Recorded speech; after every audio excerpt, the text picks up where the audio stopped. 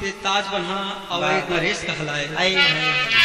आए बजरंगी जब पास जानकी मैया बैठी खास, हंस के कहै लगे बजरंगी इतना दिन तक रहली संगी, मैया बोला कहिया होई है अब दीदार।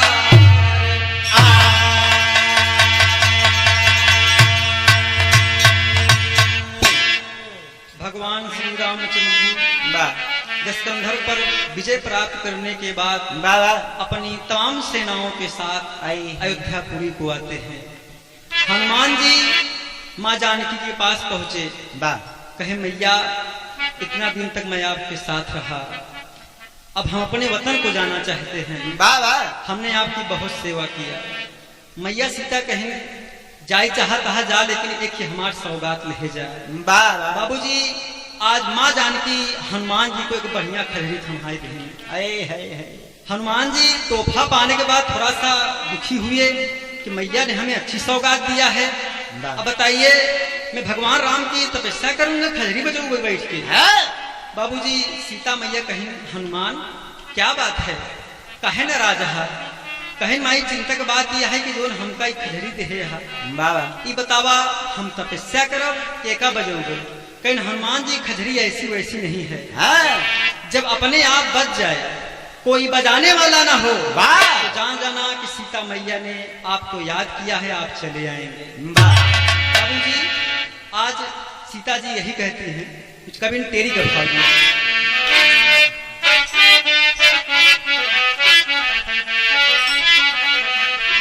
अरे राम खजरिया बाजे दिया बन में, अरे राम खजरिया बाजे दिया बन में, अरे दिहली हनुमान का जब सीता मैया खजरिया बाजे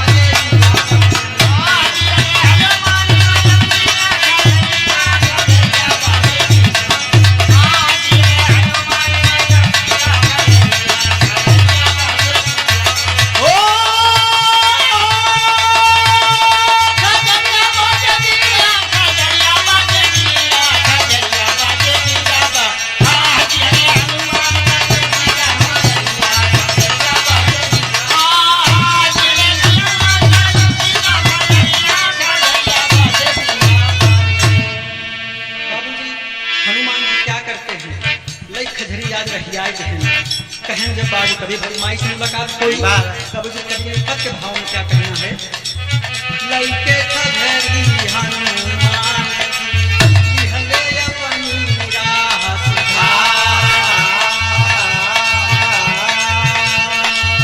बची है खजरी तब होई है अब मैया से हमारा दीदार।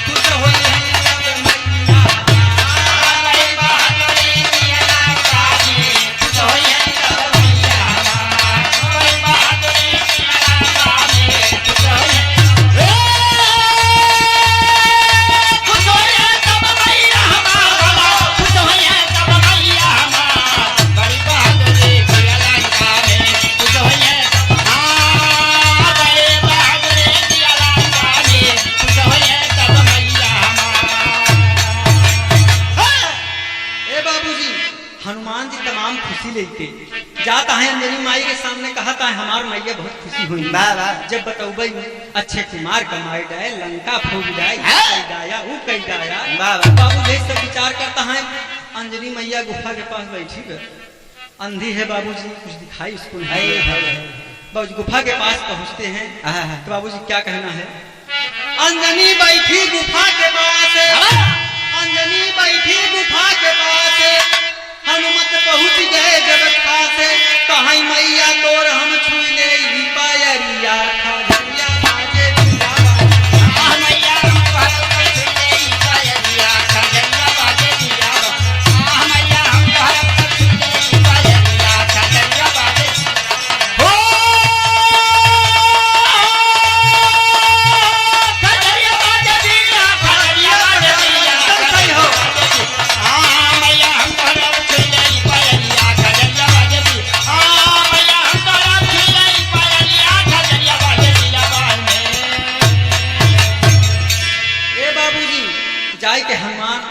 आज अंजनी के पांव पे भराई पर बा अंजनी माई अंधी देखा कुछ न बा।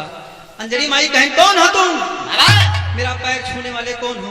कहें मैया हम हनुमान हैं। हनुमान कहें हनुमान धिक्कार है तुम्हारी जिंदगी को, हनुमान धिक्कार है। हमें अपनी माँ कहते हो, हमें अपनी माँ कहते हो, किस भाव पे माँ कहते हो? अरे कहें मैया हम बहुत बहादुरी करे हैं, बहुत बहादुरी करे हैं। कहें बस हनुमान बोलबे जी कर, हम तो हर सब जानी थी तू कितना बहादुरी करे। अरे कहें मैया तई का जान ते यहाँ आंधी हुई बैठी है तो कैसे मालूम बा? कहें बस हनुमान बोलबे जी कर, हम तो हर सब जानी थी। आज बाबूजी अंजनी मैया हनुमान से कहा थी, हनुमान अगर तुम मेरा दूध पिए होते मुन्ना, अगर तुम मेरा दूध पिए होते आज तुम्हारी हार न होती। तुमने हनुमान मुझे कलंकित कर दिया है। बाबूजी हनुमान कहें मैया हम कहाँ हारा है, हम तो कुल जीता है। कहें हम बताओ तू कहाँ कहाँ हारा है? क्या कहने बाबूजी हमारे गुरु जी अंदाज में ई हमारे बाबू देखा प्रयागराज का खाटी गीते हैं, कैसे गावत रहे हैं? हाय हाय हाय अरे हाय हाय हाय कहीं तई हारी गए, अरे तई हारी गए दूधवा पिए ना लाला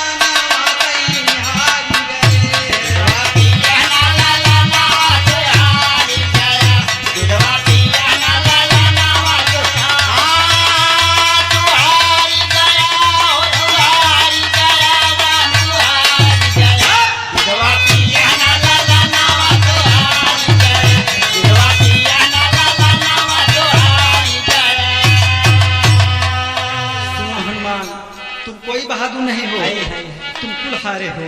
कहें बताओ मैया कहाँ कहाँ हारा है? कहें बताओ फिर सुना। ब्रह्म फांस में फांसे तो का मेघनाथ बलवाना,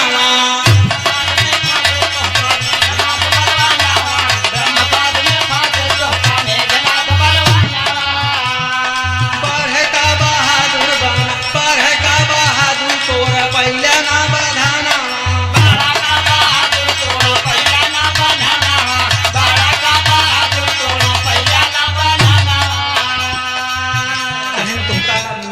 ब्रह्म ने फांस में फांस लिया। अरे अगर तुम बहादुर होते ब्रह्म फांस को आज तोड़ डालते, लेकिन तोड़ नहीं पाया, सारा बल तोहर खराब हो गया। क्या कहन पौरुग तोहरा उड़ी न होई गया छुया कहीं चारा ना हारी गए धवा किए ना ला ला ना हारी गए धवा पिया ना ला ला ना हारी गए धवा पिया ना ला ला ना तो हारी गया यो हारी गया धवा पिया ना ला ला ना हारी गया धवा पिया ना ला ला ना तो हारी गया। कहना यह बहादुर बने मेघनाथ फांस कुछ कहीं नहीं पाया होकर।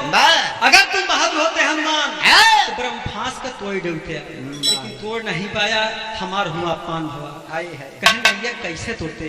ब्रह्मा जी का ब्रह्म फांस अगर हम तोड़ दे मैया ब्रह्मा जी का अपमान हो जाता है। कहना हनुमान जी बहाना जिन कर और बताओ तुम कहाँ हार गया? क्या कहाँ धौला गिरे पर्वत लैके आए जब लालाना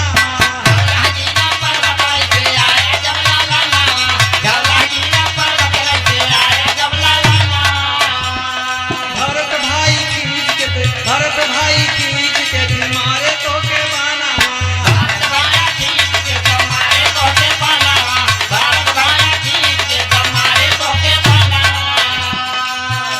धौला की पर्वत ले चलावत रहे भरत भैया की बाण माए नीचे चलाया और तई मान लगे राम राम जपई वही नहीं कहे माई माई पूज ले का हनुमान तूने मेरे दूध का अपमान किया है। क्या कहा थी? कहीं सिकावा के बनवा से गाया तू सुगाना हारी गए धवा के धवा पिया ना ला ला ना हारी गए धवा पिया ना ला ला ना हारी गए हारी गए हारी गए धवा पिया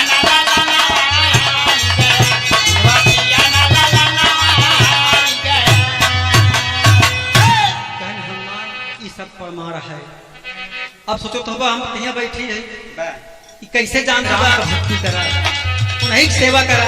बा हमारे सामने हनुमान तुम आने योग नहीं हो। आए है और बहन राम का बात करता है वो कौन मर बहादुर है। हाँ एक ही बताओ औरत खातिर बाभा मारी जाए और उनकी तुम तपस्या करते हो हनुमान, शर्म करो। का कहानी बाभा ने के खातिर दे औरत के खातिर देखा मारे भाई बाभाना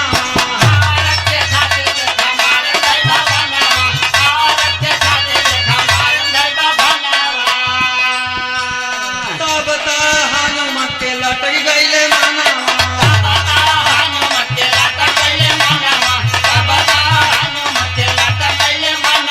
हमरे भगवान के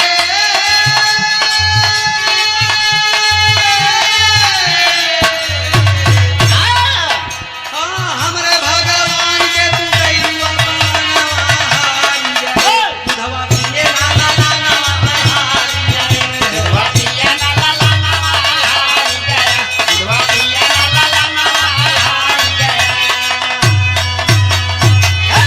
कहन बतावला हम आए रहे अपना बढ़कई हाकल हाँ। चलते ही हाकब बा। इतना बढ़िया बढ़िया काम करे आए है भाई मारे सुमार माई एक में सब बेकार कर जाए। बाबूजी हनुमान का आज बहुत कष्ट भा हाँ। कहीं नैया हमका भला बुरा कहूँ हम नहीं गुस्सा नहीं, लेकिन हमरे भगवान का अपमान करती है हम नैया यहाँ बड़े हम गुस्साई के। बाबूजी आज हनुमान जी एकदम क्रोध में हो गए। आए है इस माई से बिना माई के रहा बताओ इतना बढ़िया बढ़िया हम काम करे बा चलते बढ़िया बढ़िया हाकब आए है सब बाबूजी पूरा पानी खिल गया। आज हनुमान जी दुखी हुई के चलते हैं बाबूजी तो क्या कहना है। तुहै रोवै बजरंगी लागे मैया के सामना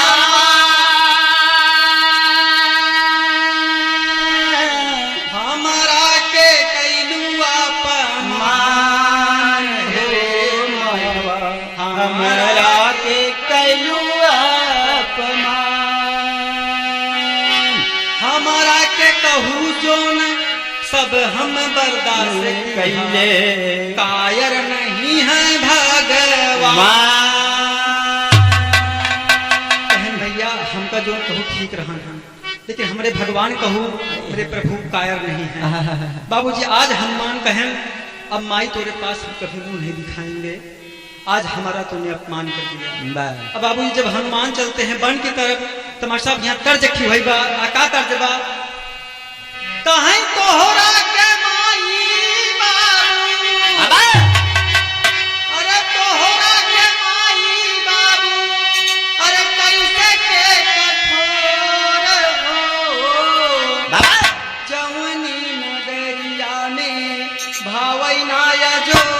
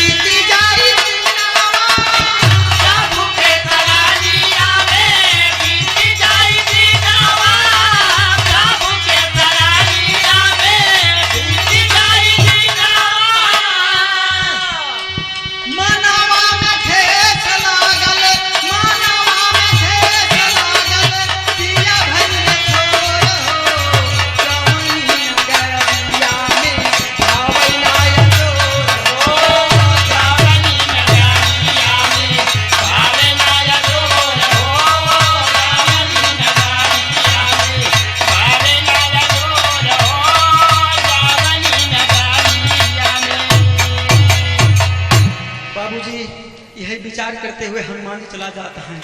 जा माई कसम खाए कहा था देवी आज के बाद तोहरे ही नौगे देवी।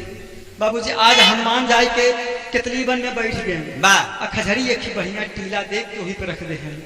अब बाबूजी यही बनवा में एक नाम लगे का नाम मिर्गौली बनरिया रहा आई छोड़ के रहा बाबूजी और ओकर कुछ लहान में ठात रहा देखत यही कहत यही ई बंदर हमरे मन का बा हनुमान के पास से आई कहे का हो बाबूजी हनुमान अपन रख के खजरी तपस्या कर रहे हैं राम राम सीताराम राम राम सीताराम ध्यान बाबूजी नहीं टूट रहा है।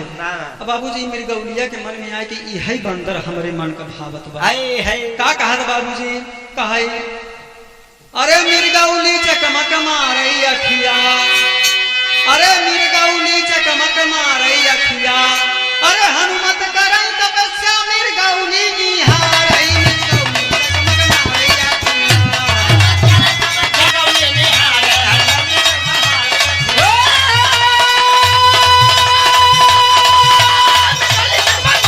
मिर्गौली चकमक मारई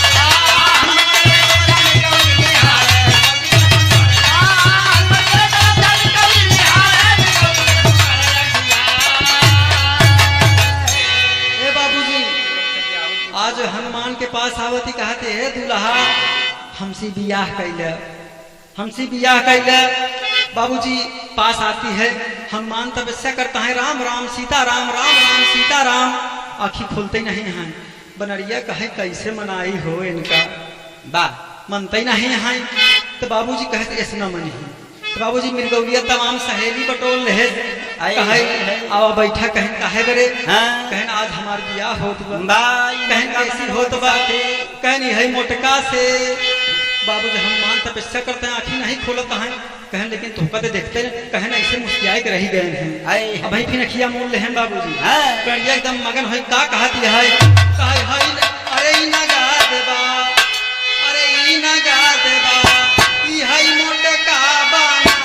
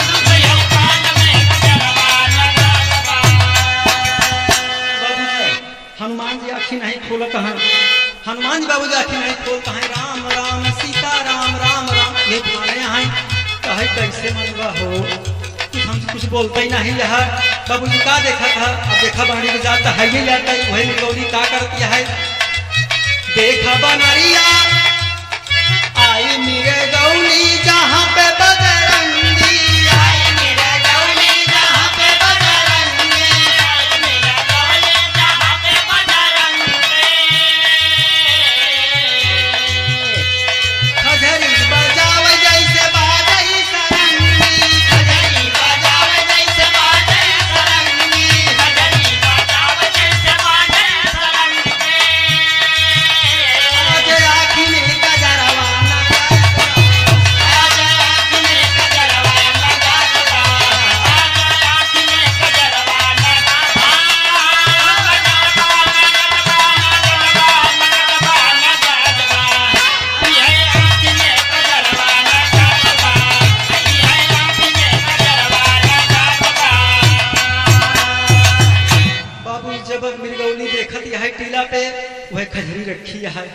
लगी बजावे बाबूजी, लगी बजावे। हनुमान जी आंखें खोल दे, सोचने लागत है मैया जानकी हमका याद करे। अब वही देखत है टीला पे तू है बनरिया देखान, कहे बतावा कस तोहका मनावत है, और तू हेमुर देखते ही नहीं है। कैसे तू कौन हो? कहन देखा गुस्सा जी, अब वही 5 मिनट पहले तो से हमार प्रेम हुई हुआ, हम तो से ब्याह करे चाहे थे। हनुमान जी कहन सुना मैं बाल ब्रह्मचारी हूँ, शादी ब्याह हम ना करवाई। कहूँ और देख हनुमान जी चिंता में पड़ गए। ई बतावा छोट के बनरी नान के बा लहान बैठावती है मोटके से।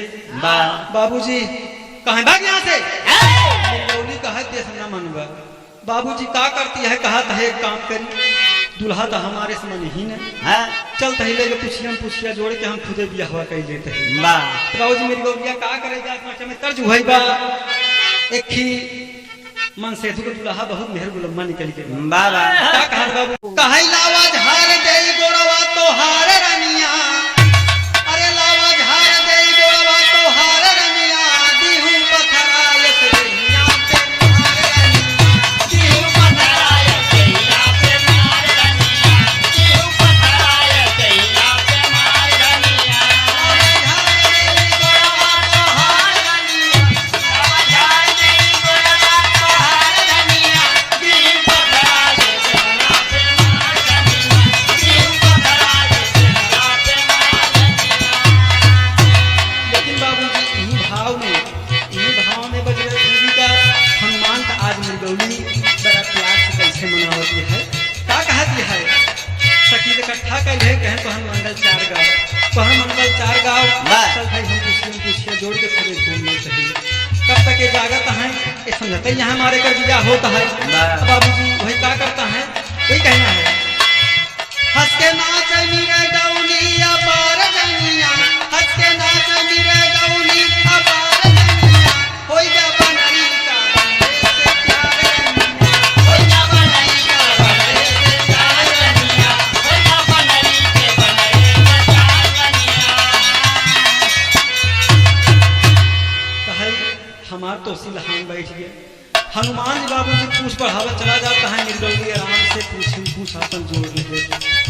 अब अब इच्छा भाव ने पूर्ण कर चुकी बा।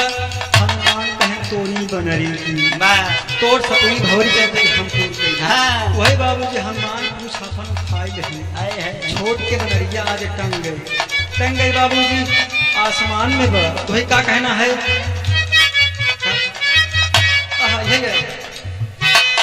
धीरे धीरे मृगौली पुछिया सतावई, धीरे धीरे मृगौली पुछिया सतावई, धीरे धीरे मृगौली पुछिया सतावई, हनुमान से अपन सदिया रचावई, हनुमान से अपन सदिया रचावई, हनुमान से अपन सदिया रचावई। हाँ सदिया पे लुटी है बाहर धनिया, सदिया पे लुटी है बाहर धनिया, हो जा बनरी का बनरे से प्यार रनिया, हो जा बनरी का बनरे से प्यार रनिया, हो जा बनरी के बनरे से प्यार रनिया। सदिया पे लुटी है बाहर धनिया, ओ सदिया पे लुटी है बाहर धनिया, हो जा बनरी के बनरे से प्यार रनिया, हो जा बनरी के बनरे से प्यार रनिया। हनुमान के साथे मृगौली अच्छा भौरी घूम गई है। जब सतोई के नंबर लाग हनुमान जी उठाए के बाबूजी फेंक दिए, उठाए के फेंक दिए, जाए के बनरिया अयोध्यापुरी में गिरी। मैया सीता बैठी हैं, प्रभु राम जी बैठे हैं, जाए के सीता मैया के चरण में आज गिर गई। लगी रोए मृगौलिया का है का बताई, कहीं बेटी कहे रोती है कहाँ से आऊ, कहीं हमार बियाह हो गया, कहीं हमार बियाह हो, कहीं कैसी कहीं खिमोट के बानर रहे वहीं वन में गहन तपस्या करे उन्हीं से हो गवा, कहन कैसे हिया चल जाओ। कहन का बताई माई हम पूछ जोड़ के भवरी लेते रहे, हमका उठाए के फेंक देहन, आई कहिया गिर के हमारे कढ़िया टूट गए, बहुत पिरात बा। कहन अच्छा हनुमान का बात करती है, कहन हम नाम न ले हमारे पति परमेश्वर है। बाबूजी मृगौली एकदम बाबूजी आज गुस्सा में यहाँ टूट गया है, बहुत रोत गया। आज सीता मैया हनुमान जी को याद करती हैं।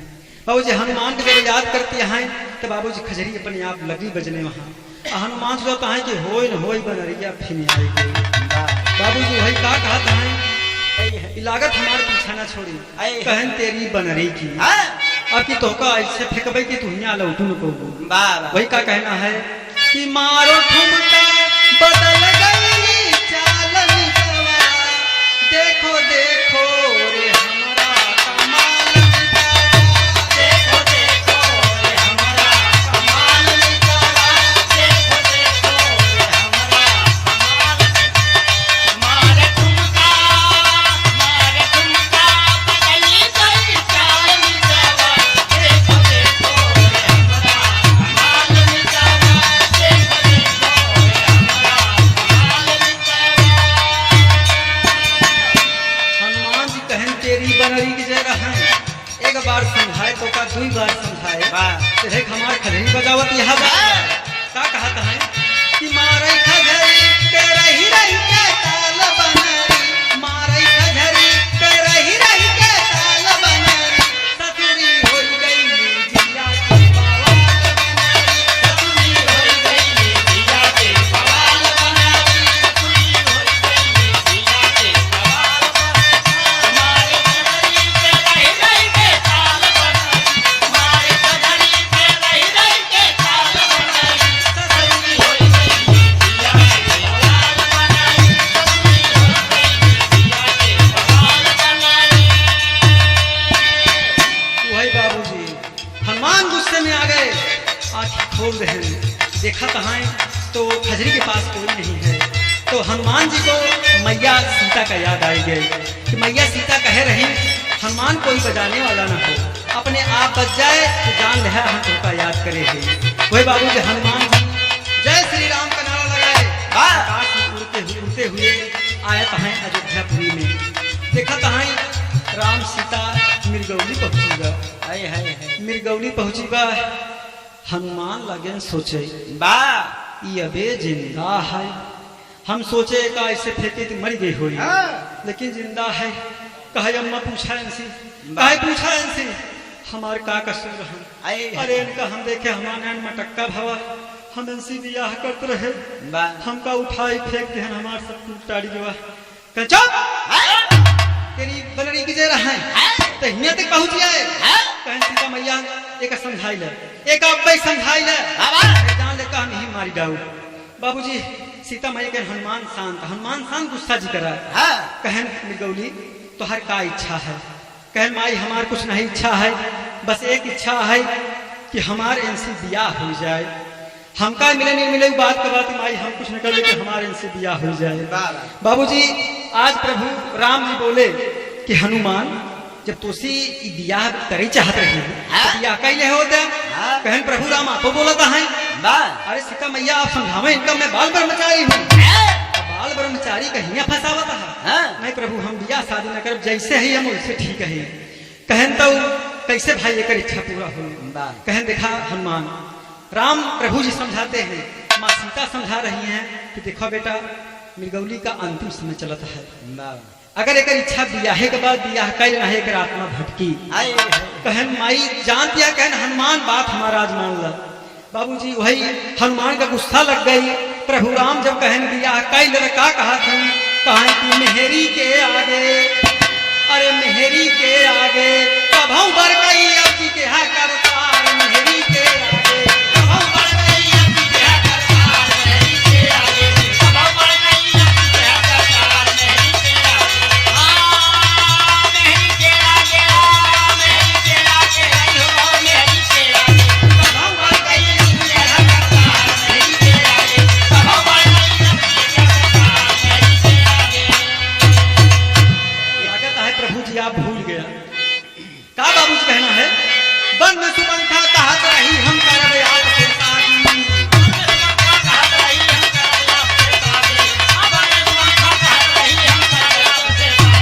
शादी के बदले है रघुवर के नौला बर्बादी मेहरी के आगे लक्ष्मण लिहले न पूरा कानून पार मेहरी के आगे लक्ष्मण लिहले न पूरा कानून पार मेहरी के आगे लक्ष्मण लिहले न पूरा कानून पार मेहरी के आगे कहन लागत है प्रभु उस दिन भूल गया पंचवटी में जब सीता माँ के सामने दशकंधर की बहन सुपंखा ने शादी के प्रस्ताव रखे रहन है तो लखन गुस्सा में ओकर नाक कान काट लेहन। दशकंधर देखा नाश हो जुआ। आज हमका शिक्षा देता है बा बाबूजी। माँ सीता आज कसम देती है बजरंगी, मैं मानता हूँ आप बाल ब्रह्मचारी हो, लेकिन एक बड़ी का प्रेम देखा, एक प्यार देखा। आए। आप बड़े एकदम लास्ट स्टेज पे पहुंच चुकी है, मरने के वक्त पे है बजरंगी, मेरी बात मान लो, आप शादी कर लो। कहीं जब मैया कहा था हम तोहरे मान बरे, मृगौली के सम्मान बरे, अगर एक इच्छा ही है बा हाँ। तो ला आपके कहे पे हमें चलते शादी कर ले। बा बा कुछ कभी पापड़ का भाव दिया भाई मास्टर साहब।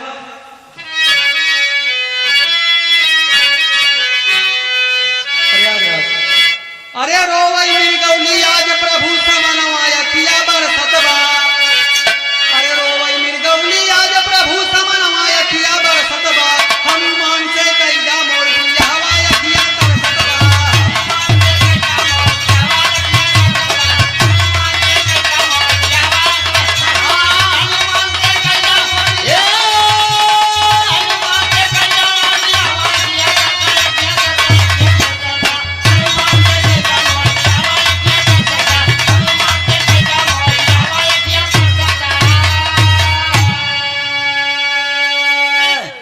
आज बाबूजी माँ सीता के कहने पर हनुमान जी का काम कर रहे थे। सीता माँ के कहने पर हनुमत जी मांग सजाए हो।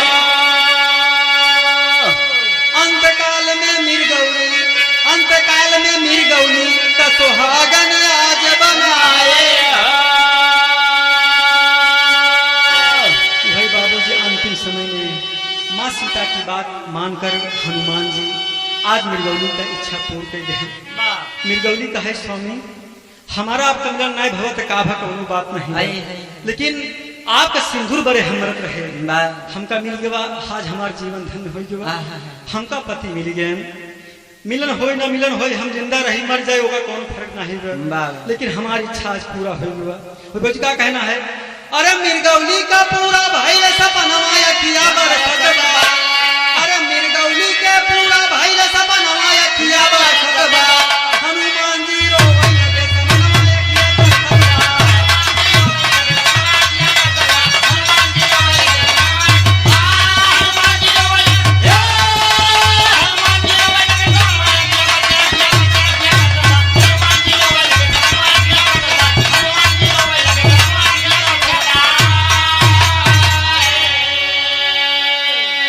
बाबूजी हनुमान जी रोवे लगे, जौने मृगौली का उठाए के फेंक दहन आए के भिया गिर के बाबूजी अंतिम स्टेज पे है, मरने समय में है।